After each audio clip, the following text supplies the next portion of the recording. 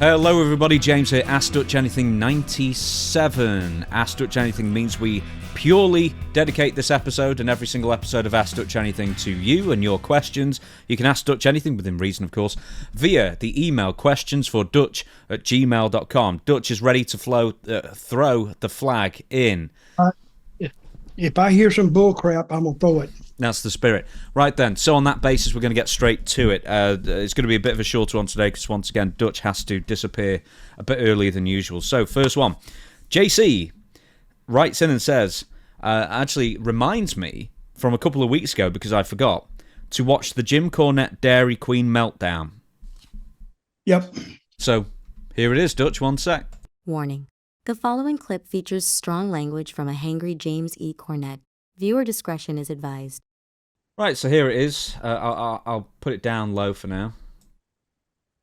And you know those two double. Now, who was this recording this?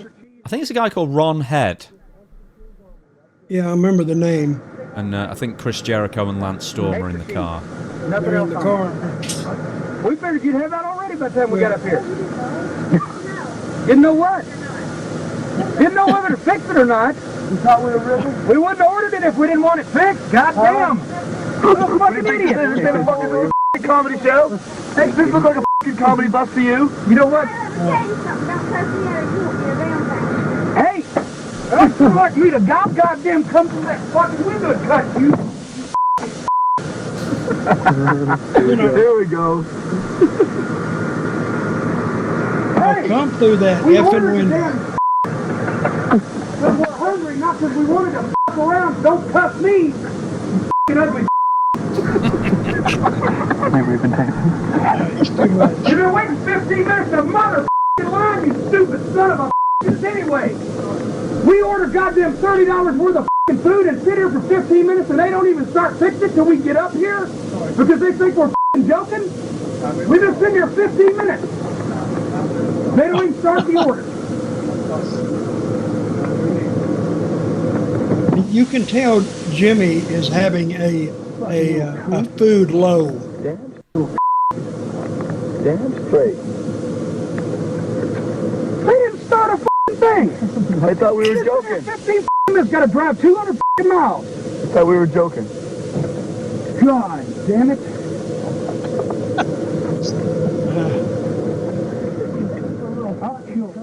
That's about it. Jimmy is a cuss word every 4 words. I mean, you look at him sometimes, Jimmy, come on. And when he goes off, and he's notorious for this, when he goes off, I mean, I used to see him in Smoky Mountain when he would go off. I just stand back and watch it. It's like a show I didn't have to pay for. And it was usually good too. So, and Jimmy's told me that I remember I was around them, I think, maybe when this happened. And that was in Beckley, I believe, Beckley, West Virginia. They'd done a show there or done a TV there or done something. And they're going back to wherever they lived. I think Charlotte, I guess, maybe. It's a long way. Would have been Louisville or somewhere, wouldn't it? Where was the Smoky Mountain Flop No, house? it was in Knoxville. I'm Knoxville. sorry. You're going back to Knoxville. He was living in Knoxville. Okay. But anyway, that gives you some kind of a hint how entertaining sometimes Jimmy could be. And that's not Jimmy's TV character was almost like the real character because he was like that in real life. So, and it you know, Jimmy has never, I guess he's been attacked, but he's never been hit with beer bottles or beer cans or anything like that. And I don't know how because you see his face, there's not any scars on his face. So, but it also could rely on that tennis racket that he used to take to the ring with him, because that would get a lot of people off of him. So Jimmy dodged the bullet, but never got a good taste of the virtuous Jim Cornette. How does that rant compare to the IHOP rant? Oh, this was more than an IHOP rant. What was it? But the IHOP rant was pretty good in its own right. Because I remember sitting there at the table, Jimmy, please don't do this. They're going to call the cops. He said, call them. I don't care. Well, and I forgot. I almost forgot where I was when we went to the IHOP. It's Orlando. After a TNA taping one night, we went in there. And it was late. And Jimmy was hungry and he was irritable. So when you mix all those combinations together, you get a combustible Jim Cornette. Next question, Johnny from Kennett, Missouri. So my question is for both James and Dutch. Do you feel that Shawn Michaels gets overlooked when the Mount Rushmore question always comes up? You hear so many wrestlers say that Shawn Michaels is the best of all time and in-ring performer. I just wondered why he's never mentioned in the pro wrestling Mount Rushmores. So what's this guy's name? Johnny. Okay, Johnny, just for you. Yeah, I just put him on my Mount Rushmore. So you can't say that anymore. No, I think Mount Rushmore is, you only have 4 up there. And some people automatically put up Andre the Giant, automatically. And they automatically put up Hulk Hogan, automatically. And maybe Flair and Steve Austin or something like that. But because it's a subjective list anyway, whoever we put up there is what I think, and whoever builds the statue, what they think would be the most important personalities in wrestling, not necessarily the work, just the personality. To me, I wouldn't add Andre the Giant, and I would leave him off. But yeah, but I do agree. Shawn Michaels is, but I'm sure he's on some of them. You just hadn't heard about it. Because I just put him on mine, so I'm going to leave him there just for you.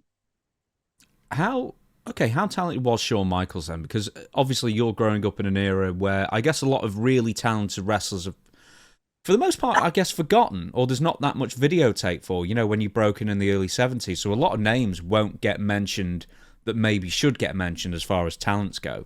But that being said, because you've got obviously a wide breadth of knowledge and experience, how good is Shawn Michaels? Like, is he, if it's just in-ring work, would Shawn Michaels make it into your Mount Rushmore, or are there just lots of people ahead of him in your opinion?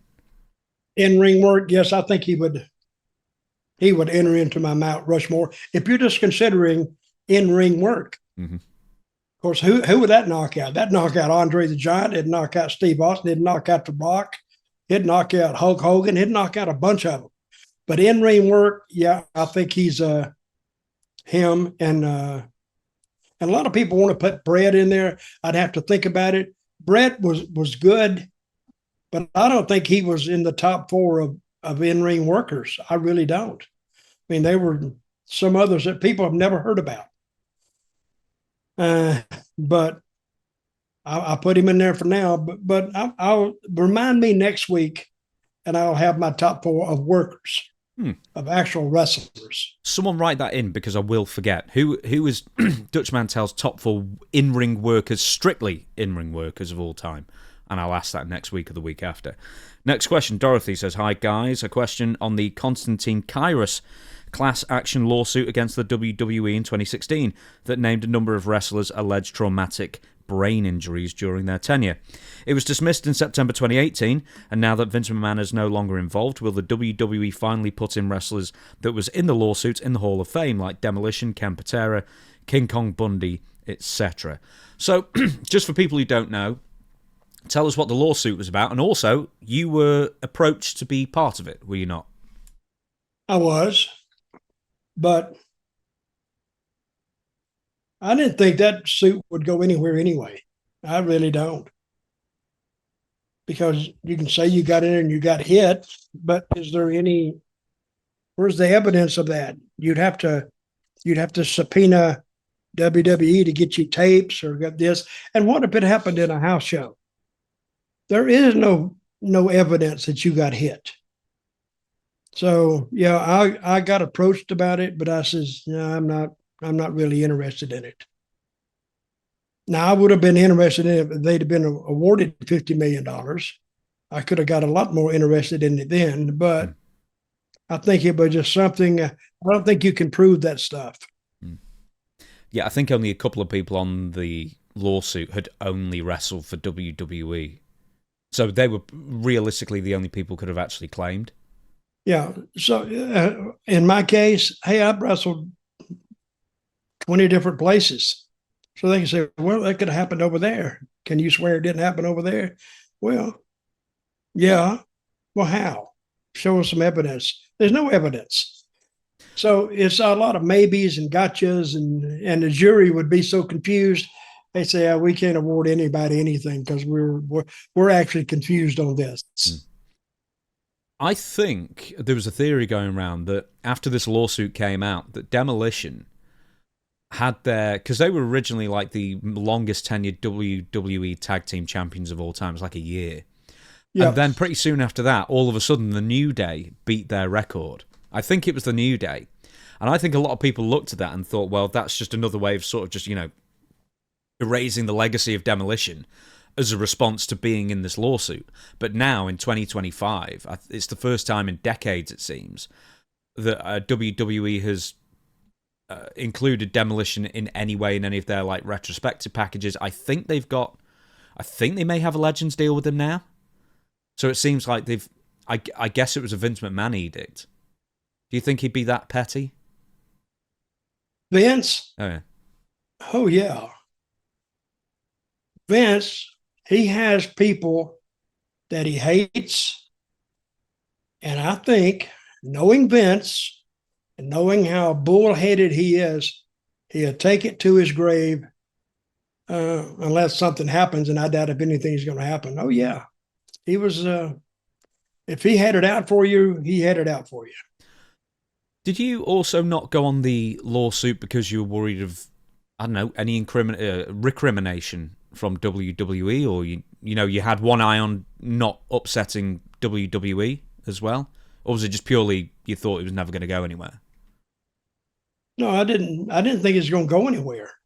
So why, if I don't think it's going to go anywhere, why would I jeopardize my relationship with WWE, as thin as it was, for my name to show up on there? They said, wait a minute, we hired this guy so he could come in and sue us. So, yeah, and back then they could get rid of you for any reason. And if you wanted to fight it, you just waste money because they just wear you out in court. It's funny, attempting to sue the company would be a fairly decent reason to get fired. But no, you were still, when that lawsuit was, if this is right, of course, 2016, there's every likelihood that you were still with the company at the time, because I believe you were released, it says here, May 6th, 2016. So. Yeah, that's it. Right. Because my contract went longer than, I think I signed a 2-year deal then. No, you must have signed 3 because you were there at the beginning of 2013. So maybe they tacked on 13, some time 14. for injury. Yeah, okay. I did sign a 3. Okay, so. Next question, Bogdan Kiev. What's Mr. Dutch's honest opinion on Mike's skills at the beginning of the Attitude Era stars like The Rock and Steve Austin?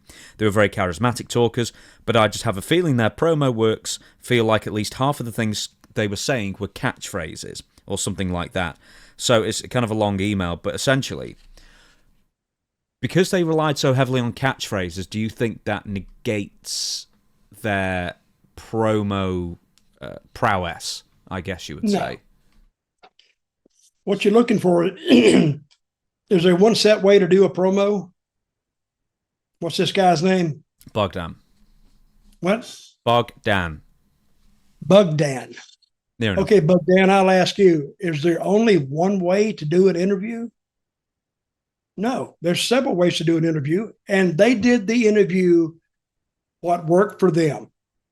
What worked for The Rock won't work for the next guy. What worked for Austin won't work for the next guy. That was their interview, and they actually did a great service to it. And when Rock would say his phrases, everybody knows that's The Rock. Nobody else said them. It's like almost having a finishing maneuver hold. If everybody went out there and did it, then your hold isn't special anymore. If everybody went out there and said the same thing that The Rock said, well, they're copying. That hurts them, and it doesn't help Rock. Oh, he's just copying Rock. No, what they had was very special, and you can't manufacture that. You can't produce it. They either have it or they don't have it. That's why I'm saying, guys, if you want to get into wrestling, develop a personality, develop a mouth, and see where that takes you. I mean, you can wrestle till the cows come home, but how many great wrestlers are there out there? There's a ton, but how many great talkers are out there? Not that many. So go to where the need is.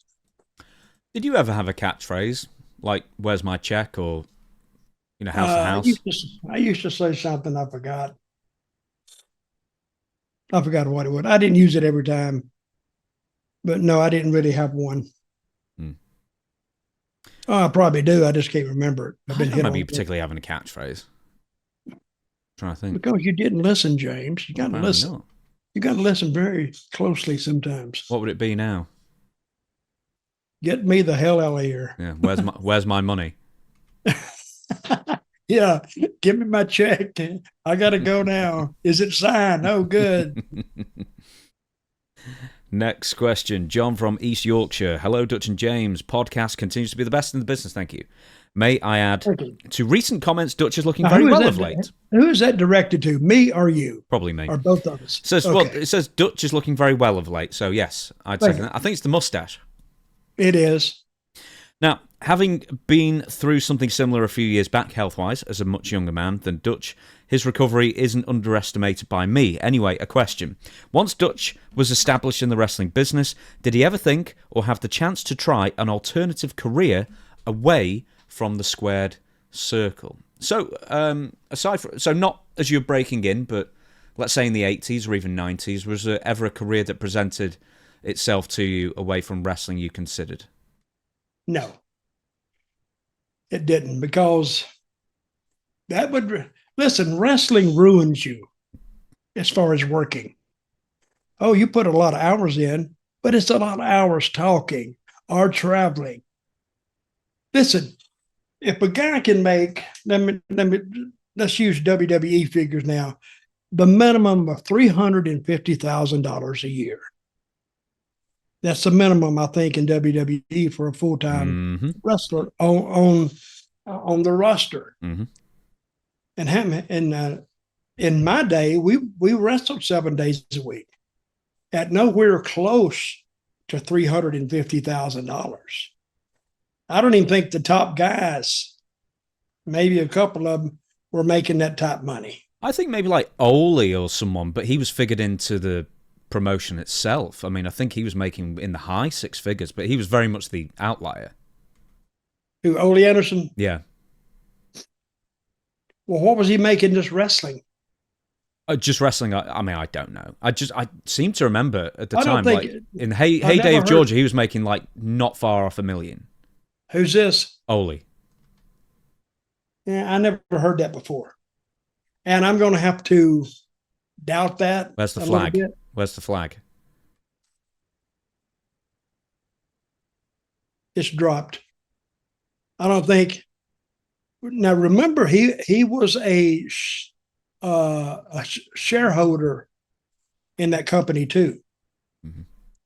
So, and I don't know who made the payoffs, but for Ole to get up to $1 million, he must have making a hell of a lot of money just for running that company. Yeah, it's just no. I'm saying the reason why he was so miserable. Yeah, but Ole turned miserableness into an art form.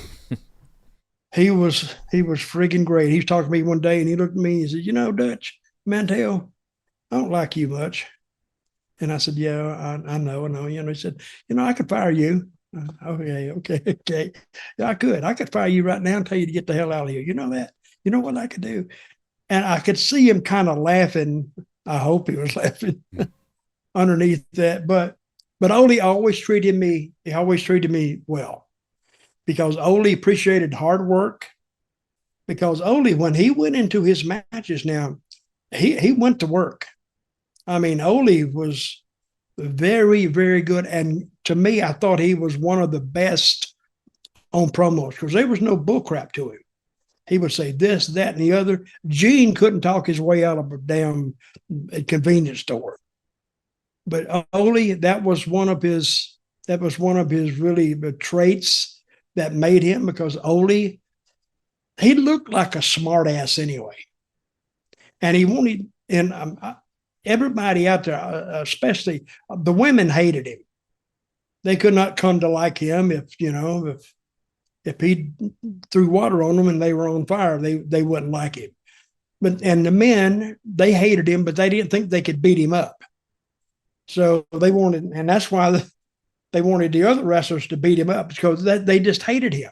To get that type of dislike, I don't want to use the word hate, but it's more like you hear people say all the time, "Oh, I hate that guy."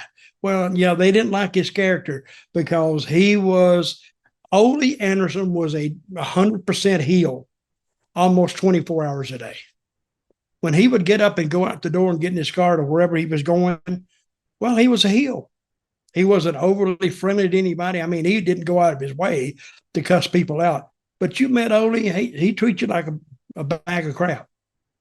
And you could walk away and say, I don't much like that guy. But that lasted, his good luck lasted until that night in Greenville, South Carolina. And I've talked about that when he got like 80 stitches. And a 70-some-odd-year-old man cut him. And the worst part of his punishment when he went to court on it was that he was banned from going to the Memorial Auditorium in Greenville, South Carolina for the rest of his life. Mm. He lived 6 months after that because he told his sister one time, he says, they could have put me in jail, but it wouldn't have been as bad as not being able to go to the matches. Crazy, huh? Yeah, well, he shouldn't have stabbed a guy.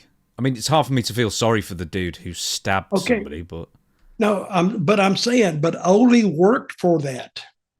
Mm. He worked to make them as red hot as he... And they tell you this. If you're in... They don't tell you this now, but... They tell you that if you feel that crowd is getting too hot, and this is years and years and years ago, because the underneath could get them riled up. They said, if you feel like they're coming, back off. Don't do it. It's not worth it to you and not worth it to us. And we get kicked out of the building and somebody could get hurt. And it might be me. So if you feel like it's too hot, just call it off or just calm it down a little bit. Did Ole Anderson like anybody? Do you know of anyone he really liked? Oh, he liked a lot of people. He just didn't show it. That's what I'm saying. Ole was just a smart ass and not afraid to voice his opinion either. And as compared to him and Gene was as low key and laid back as you could get. I couldn't see Gene moving fast if the house was on fire. But Ole, and everybody accepted him that way. And if you liked him, you liked him. And I did like him in spite of himself, because he was a funny son of a gun. In dressing room, he was funny. And he had great timing when he was telling, like, just making remarks. He had great timing. But for the record, I liked Ole, and he was very talented for the wrestling business. I'm trying to think. Okay, so who would, even though he wouldn't show it, who was clearly Ole's favorite? You know who one of his favorites were? You know, Ole is always accused of being a racist. But you know one of his favorite people? Thunderbolt Patterson. Mm-hmm. He loved Thunderbolt. Now, one reason he loved Thunderbolt is Thunderbolt was money. And in Georgia, he was nothing. He was like an ATM you took with you. Because when he was on that card, it would fill up. Against Ole was his perfect opponent, because the black people in Georgia. This was coming off the heels of the huge civil rights movement and all this stuff. I mean, Ole was the one they hated. He was like the, I don't know, the rebel. They wanted to get his butt kicked. And the mere fact that it was Thunderbolt Patterson, a black guy, doing it, hey. And back in those days, people don't remember this, but black people didn't used to be able to sit on the main floor till later on, and then they started easing up on it, and but they mostly. I'm using Atlanta, the old Civic City Auditorium. It only seat like I don't think it seats 5,000 people, but the floor was full or a sellout, and the top was full, but it had two balconies, 2 sets of seats around, and most of those were filled with black people. Guess why? It was cheaper. Mm-hmm. So ringside would be, say, back in those days, $5, $6. And you can't imagine getting a Coke for $6 now. But that was the ringside seats, the cost. But upstairs, it'd be like $3. So you could bring your family, for less than, and a couple of kids for $20. But they were loud. But anyway, I think his favorite person, getting back to the question, Ole's favorite person was Thunderbolt Patterson, I think. He probably wouldn't admit it, but I think you could see him talking to the Thunderbolt, and him and Thunderbolt be on the corner, and Thunderbolt said, yeah.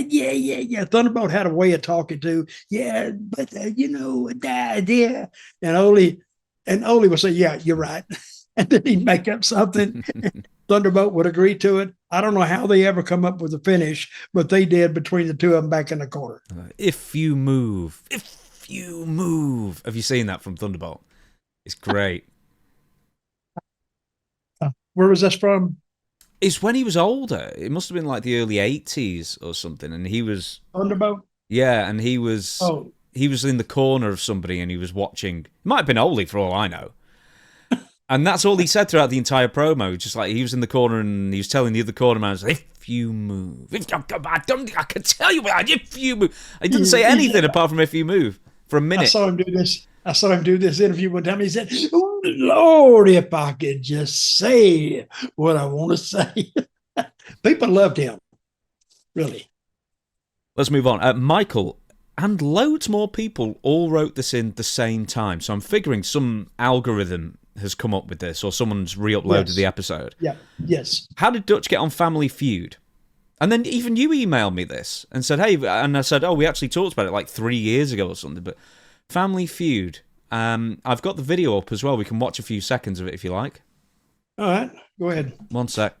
Okay, I think we've got it, but this is just highlights one, so, but I want to see you behind the thing. The World Championship Wrestlers, Kevin Sullivan, That's it. So who was this? Sullivan. It's Kevin Sullivan, Sid Vicious, Nash, Tony Schiavone, and me. you. Yep. That's it. Steel, Tony Schiavone, and Dirty Dutch Mantell, ready for action. Here we go, you man. Here we go. Thank you. Thank you so very much. Do you feel the excitement in this room today? It is a beauty extravaganza. We have Right. WCW men. Let me see if we can get some questions going on here. Hang on.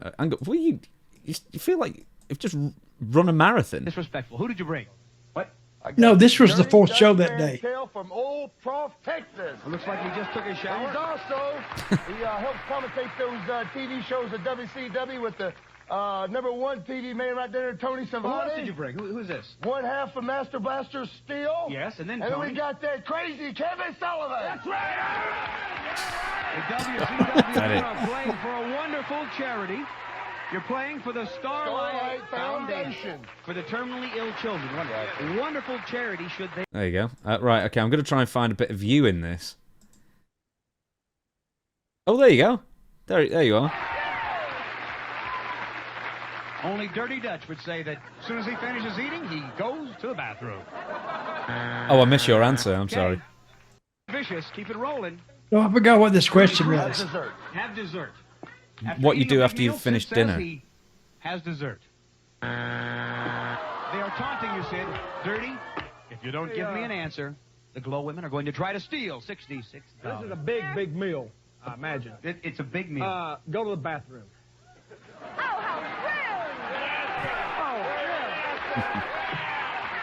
Go to the bathroom. Only Dirty Dutch would say that as soon as he finishes eating, he goes to the bathroom. $66. There you go. So you screwed it up for good. your team there as well. See if there's anything else that's worth. Oh, here we go. Tony, the question. Name So how did I get on the show? Oh, I guess so, yeah. Well, I didn't have a choice.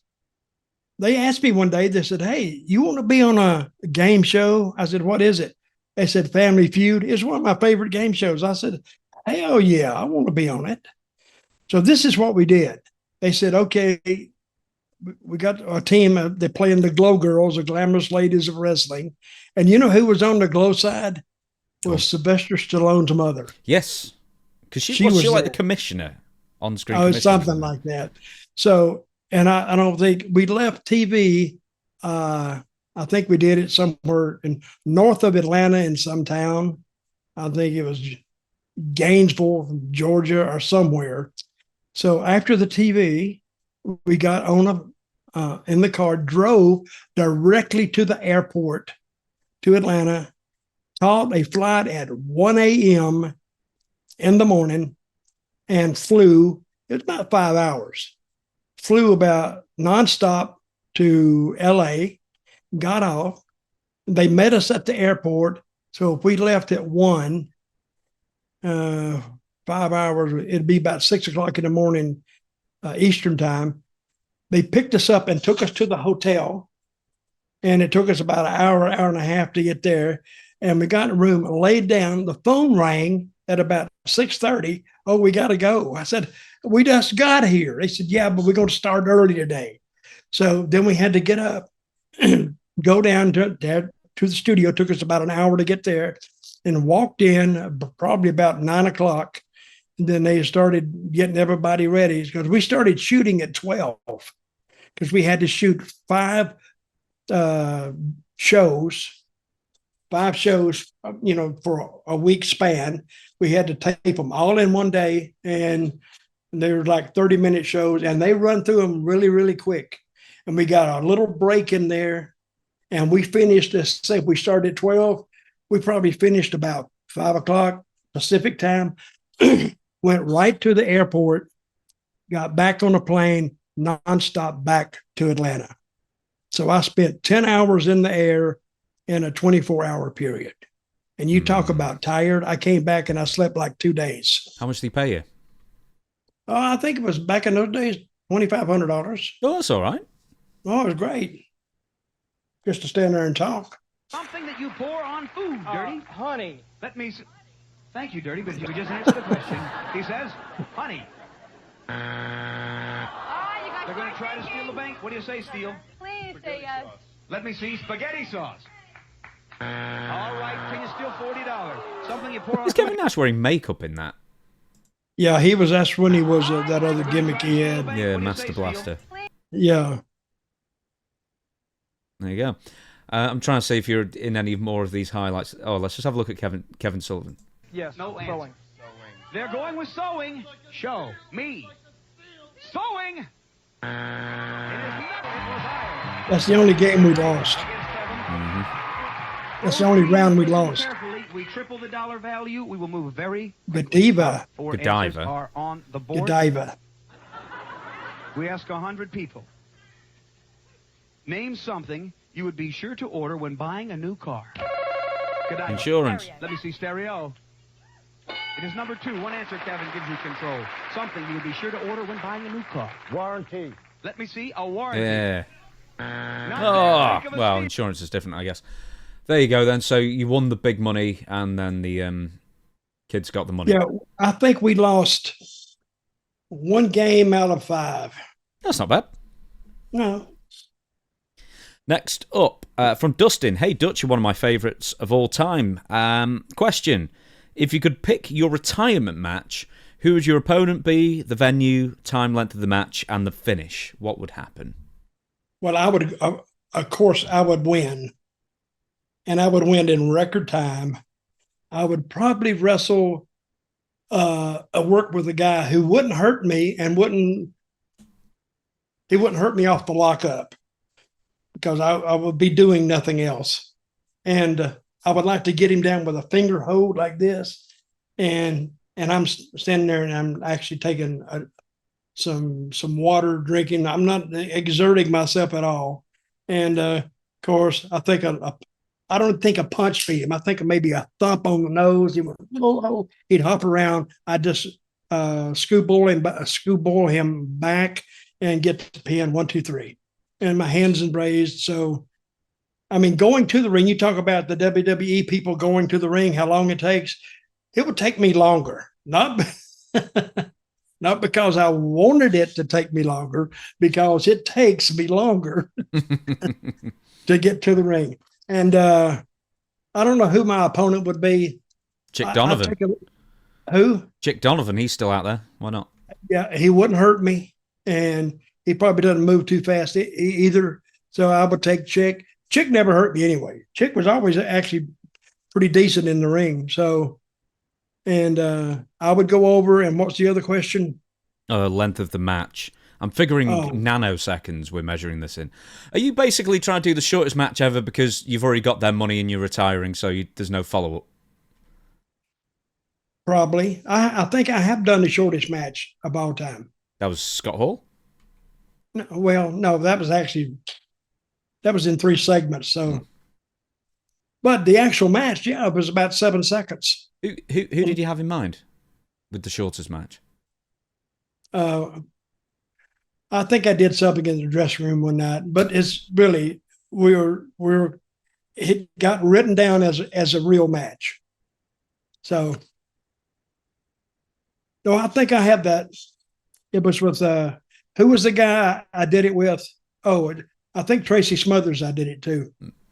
That okay. If it was like a big deal where would the venue be? And I'm not saying a flea market or a car showroom or anything like. What would it be? The Mid-South Coliseum? Would that be most fitting? That would be good. That or the. See, my town was actually Nashville, because I had worked for the main company, Goulas, before, and I had gone back there and I worked a year, and then I went to Puerto Rico. So it was, and the crew we had there, we actually for Nashville, we actually drew a few dollars, not much, but we drew more than what they ordinarily do, because Nashville used to be considered either where guys start out or guys end up when they're getting ready to wrap it up. But we sold Nashville out. But selling it out, it's like you only put like 700 people in. But for a town like Nashville to sell it out, they've never seen that. I mean, later on they saw it when Jared took it over. But my opponent was Randy Savage. And we drew some money because Savage, and I used to do this little thing. I said, here's somebody on their TV station, TV, turning the dial, because we didn't have the remotes then. They turn the dial, and you see a guy saying, oh, yeah. And you turn past it and you went, wait a minute. What was that guy? You go back, there he's talking. Because he exploded through the TV screen at you. So you got to see, what the hell is this guy? So we did a couple of good angles, and we had the people hooked. They enjoyed every match we had. It had a reason. It had a rhyme to it. The work was good, and and sometimes I would go with Savage. We'd go 40 minutes, 45. Sometimes I think we went 50 minutes one time, but the people were with it the whole time. Remember one time we was in Nashville, and I rolled out of the ring, and the guy gave me. He said, "Here, Dutch. Here's your payoff for tonight, or something, or here, you earned this from me." And he handed me a bill, and I didn't look at the bill, and I just held it in my hand. Got back to the dressing room. You know what the bill was? $100 bill. I thought it was a 20 or 10, but I got back there. It's $100 bill. And I remember Savage, that cheapskate bastard. He said, "Hey, man." And what he wanted $50. So guess what I did? Run off? I gave him $50. He worked half the match. And without him, it would have been, without me too. But, you had to put the two of us together to have that match. But if a guy enjoyed it, and this was back in the late 70s, for a guy to give $100 bill, that was a house note. I mean, and I don't know what that would be equal to today, but I'd say it'd be equal to $1,000.